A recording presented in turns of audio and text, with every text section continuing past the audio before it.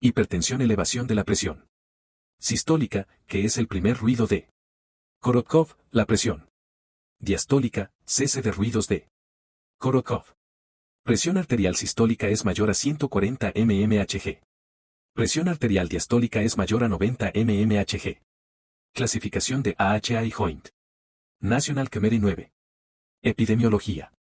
Uno de los problemas de salud más importantes con una prevalencia a nivel mundial del 20%, principal factor de riesgo para enfermedades cardiovasculares. Más del 50% de los pacientes hipertensos lo desconocen. Influyen factores modificadores como la obesidad, sedentarismo, alimentación, comorbilidad importante con evento vascular cerebral, enfermedad coronaria, insuficiencia cardíaca, insuficiencia renal y enfermedad arterial periférica. La OMS la cita como la primera causa de muerte en el mundo.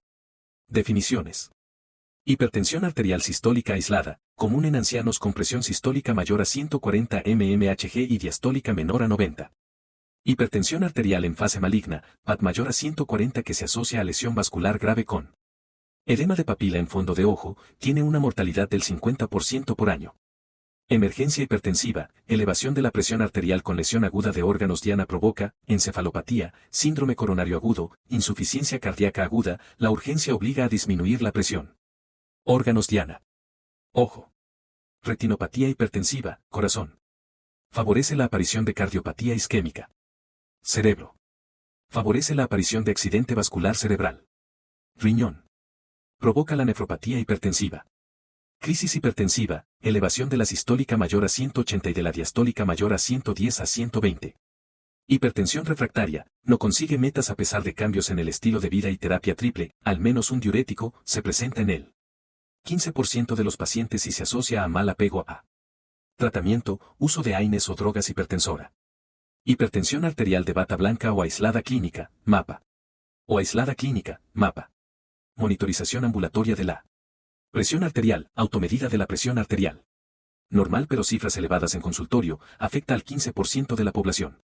Hipertensión arterial ambulatoria aislada o enmascarada, cifras elevadas en MAPA o AMPA pero normales en consultorio, amerita vigilancia estrecha. Hipertensión arterial de ejercicio, sistólica normal en reposo con aumento a más de 230 mmHg. Clasificación: presión normal 120-80 elevada 120-129 y 80 alta grado 1 130-139 o 80-89 alta grado 2 140-90. Crisis hipertensiva mayor 180-120. Semiología.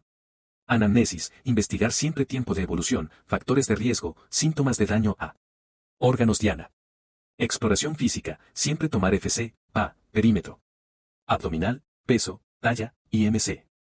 Factores de riesgo: alto consumo de alcohol, tabaquismo, sedentarismo, consumo de grasas saturadas, obesidad, estrés, dieta elevada en sal, baja en calcio, potasio, magnesio y vitamina D, tabaquismo, hipercolesterolemia, intolerancia a los carbohidratos, sexo masculino, raza negra, edad temprana. Fisiopatología esencial, 90%, de causa desconocida, primaria o idiopática, aparece entre los 30 a 50 años. Secundaria, 10%, por hipertiroidismo. Aterosclerosis, fármacos, coartación aórtica, alteraciones suprarrenales o renales, embarazo. Cuadro clínico. SNC, cefalea occipital matutina. Vértigo, acúfenos, fósfenos. Síncope. Retina, exudados y hemorragias por elevación súbita de la presión arterial. Renal, aterosclerosis de la arteriola aferente y eferente que conlleva a insuficiencia renal. Microalbuminuria, marcador temprano. Tratamiento. El principal objetivo es disminuir la morbimortalidad cardiovascular a largo plazo. Medidas generales: restricción de ingesta de sal a menos de 5 gr/día, control de peso, evitar tabaquismo, alcoholismo y sedentarismo. Evitar ingesta crónica de AINE ya que producen retención de sodio con posterior fallo prerenal. Fármacos de primera línea, beta bloqueadores, tiazidas, calcioantagonistas, ISA y ARA2. Fármacos de primera línea, beta bloqueadores, tiazidas, calcioantagonistas, ISA y ARA2. Factores de riesgo vascular. Hipertensión arterial. Sin atención adecuada puede sobrecargar la actividad coronaria y resultar en colapso. Colesterol alto. Tienen el doble de riesgo de padecer un infarto miocardio. Diabetes. Las posibilidades de tener enfermedad cardíaca o un accidente cerebrovascular son 2 veces mayores. Tabaquismo. Fumar aumenta la presión arterial, daña las paredes de los vasos sanguíneos, incrementa de riesgo de coagulación. Obesidad. El corazón sufre una sobrecarga de trabajo y de aumento de presión por la cantidad de sangre circulando. Falta de actividad física. Existe una relación directa entre el estilo de vida sedentario y la mortalidad cardíaca. Siguiente patología: hipotensión. No hay consenso generalizado, se refieren cifras menores a una. Sistólica de 90, diastólica menor a 60, se recomienda usar mejor como parámetro diagnóstico la presión arterial media menor de 60. Epidemiología: es más frecuente en ciertas poblaciones, como entre los chinos y los filipinos. En los adultos, en las edades pediátricas, la presión arterial sistémica normal es más baja. Fisiopatología: reflujo venoso insuficiente y bajo gasto cardíaco. Estudios complementarios: tele de tórax con corazón en gota, oliguria, glucosa para descarte de hipoglucemia. Tratamiento: medidas generales, realizar actividad física, uso de medias elásticas, favorecer el retorno venoso, adecuada hidratación y farmacoterapia. Síndrome de cardiopatía isquémica: síndrome caracterizado por una disminución del aporte de sangre oxigenada al miocardio que desde un punto de vista funcional y/o estructural afecta el libre flujo de sangre de una o más arterias coronarias epicárdicas o de la microcirculación coronaria. Factores de riesgo: obesidad, sedentarismo, dislipidemia, hipertensión, diabetes, tabaquismo, cardiopatía isquémica. Prevención primaria. Control de los factores de riesgo modificables. De acuerdo a las siguientes metas. Diabetes mellitus, control óptimo de las cifras. De glucemia en ayuno menor a 100. Hipertensión arterial sistémica, alcanzar cifras. Beta menor a 140/90 o menor a 130/80 en diabéticos. Suspensión total del hábito tabáquico. Dislipidemias, metas terapéuticas, colesterol total menor a 200 miligramos, colesterol menor a 100 miligramos. Colesterol mayor a 50 mg, triglicéridos menor a 150 miligramos. Practicar actividad física predominantemente. Aeróbica, caminata, trote, bicicleta, natación, 30 minutos al menos 5 días a la semana. Prevención secundaria: control de la morbilidad. Angina estable, cuadro clínico: isquemia miocárdica transitoria por aterosclerosis, varón de más de 50 años con factores de riesgo coronario, tabaquismo, diabetes, hipertensión, dislipidemia.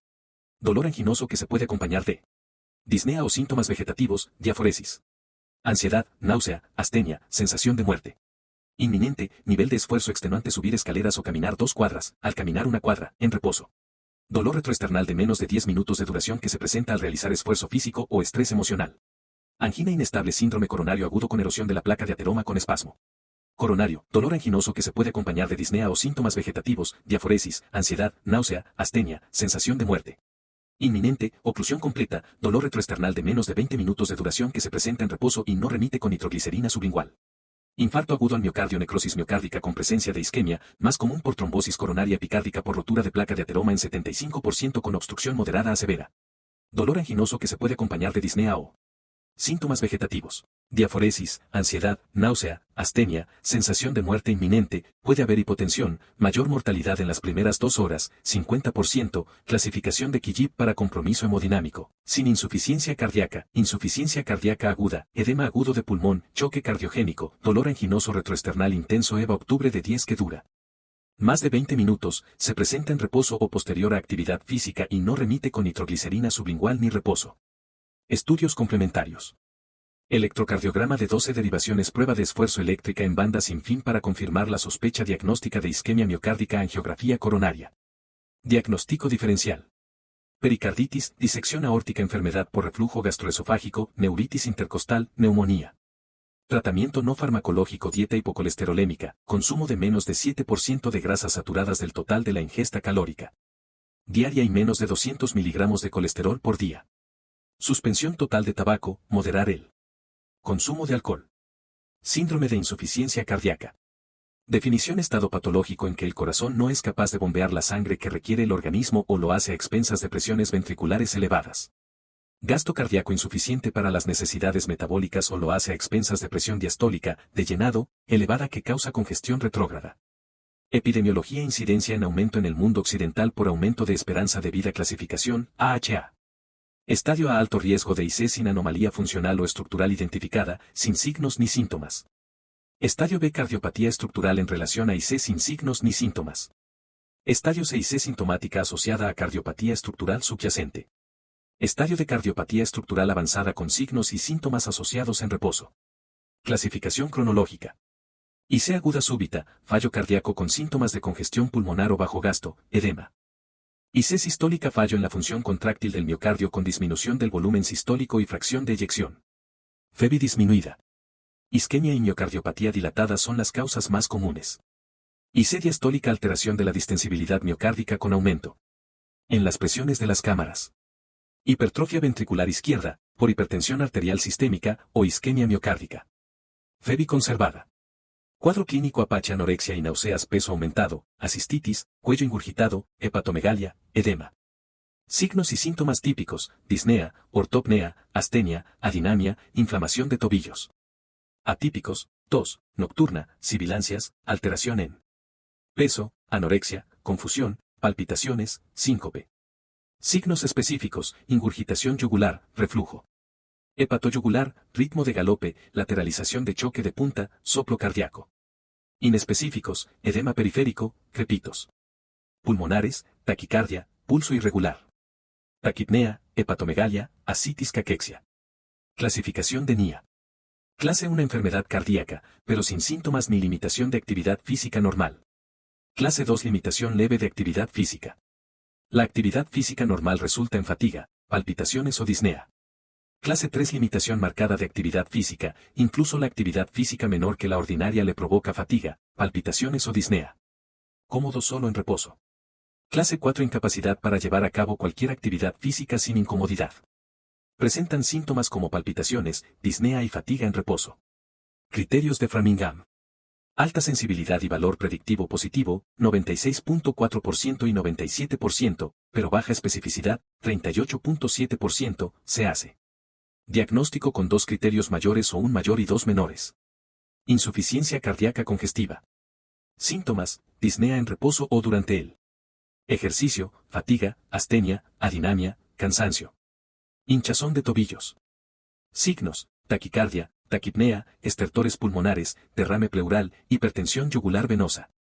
Edema periférico, hepatomegalia. Ecocardiografía con Febi menor al 50%, sistólica o mayor, diastólica, ECG con repolarización, bloqueos de rama, etc. RX de tórax, cardiomegalia e hipertensión. Venosa pulmonar en edema agudo, signo de alas de mariposa, evidencia de alteración funcional o estructural en reposo. Tercer ruido: soplos cardíacos o niveles elevados de péptidos natriuréticos. Tratamiento: diurético ahorrador de potasio, ISA y beta-bloqueadores. La Febi es el marcador pronóstico más importante, siendo la mortalidad al año del 50% en aquellos que se encuentran en una clasificación 4 del NYHA. La Febi es el marcador pronóstico más importante, siendo la mortalidad al año del 50% en aquellos que se encuentran en una clasificación 4 del NYHA.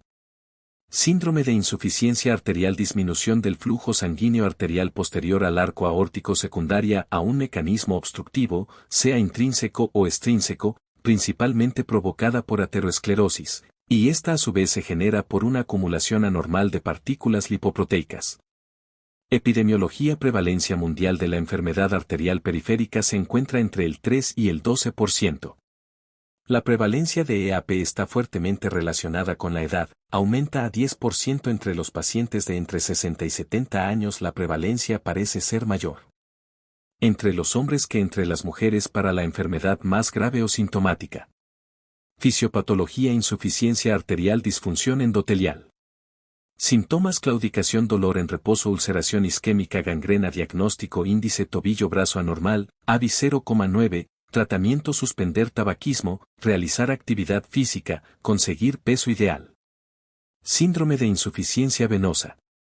La insuficiencia venosa crónica, IVC, deriva de una alteración funcional del retorno venoso por una incompetencia / insuficiencia. Prevalencia a nivel mundial del 25 a 50%, predominante en los países occidentales.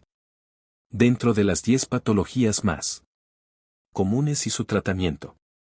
Dentro de las 10 cirugías más realizadas, 10 veces más frecuente que la enfermedad arterial periférica. Más frecuente en la Unión. Safenofemoral valvular. Epidemiología: prevalencia a nivel mundial del 25 a 50%, predominante en los países occidentales. Dentro de las 10 patologías más comunes y su tratamiento. Dentro de las 10 cirugías más realizadas, 10 veces más frecuente que la enfermedad arterial periférica, más frecuente en la unión safenofemoral. Fisiopatología: impedimento de drenaje venoso de las extremidades. Cuadro clínico: dolor, pesadez, prurito, calambre, sensación, tumefacción. Triada de Virchow: lesión endotelial, estasis venosa, hipercoagulabilidad. Diagnóstico y tratamiento: clínica: venas dilatadas, tortuosas y cambios de coloración, sensación de pesadez, prurito y dolor que mejora con reposo en decúbito y que empeoran con bipedestación prolongada. Ecodoppler, el estudio exhaustivo de la enfermedad venosa, su complejidad y distribución, tratamiento farmacológico, flebotónicos como diosmina y pentoxifilina. Tratamiento quirúrgico, safenectomía o resección de paquetes varicosos, tratamiento conservador, realizar actividad física, elevar las piernas, ducha fría, alcanzar peso ideal, usar ropa cómoda, masajes, uso de medias de compresión o vendajes multicapa. Complicaciones: úlceras venosas, tromboflebitis, síndrome posflebítico, síndrome de insuficiencia linfática. O linfedema. El linfedema es una enfermedad caracterizada por el insuficiente drenaje del líquido intersticial debido a una falla local o sistémica. Epidemiología: alta prevalencia de su variante secundaria en pacientes oncológicos, 99%, la etiología más frecuente es la iatrogenia asociada a tratamiento. Clasificación clínica. Etapa O, sin edema evidente, pero con alteración del transporte linfático. Etapa I, acumulación de líquido proteináceo reversible con elevación o compresión, puede haber edema con fobia. Etapa 2, temprano. El edema no se resuelve solo con elevación o compresión, presenta fobia. Etapa 2, tardío. Edema con o sin fobia y desarrollo de fibrosis en los tejidos. Etapa 3, elefantiasis linfostática, tejido firme y fibrótico, ausencia de fobia, y cambios en la piel como acantosis y crecimiento verrugoso, oncológico. Insuficiencia linfática periférica clínica. Edema de miembros inferiores en diferentes grados acorde a clasificación clínica. Linfografía para sistema linfático superficial y linfogammagrafía para el sistema linfático profundo con un 96% de sensibilidad y 100% de especificidad. Se usa medio de contraste. Tratamiento farmacológico: se pueden utilizar cumarinas o diosmina para disminuir la estasis venosa y riesgo de trombosis. Tratamiento quirúrgico: anastomosis linfovenosa, transferencia de linfonodos vascularilados o manejo reductivo con liposucción. Tratamiento conservador: terapia descongestiva compleja, terapia compresiva, drenaje linfático manual, ejercicios terapéuticos y cuidado de la piel, mantener peso ideal y actividad física ajustada.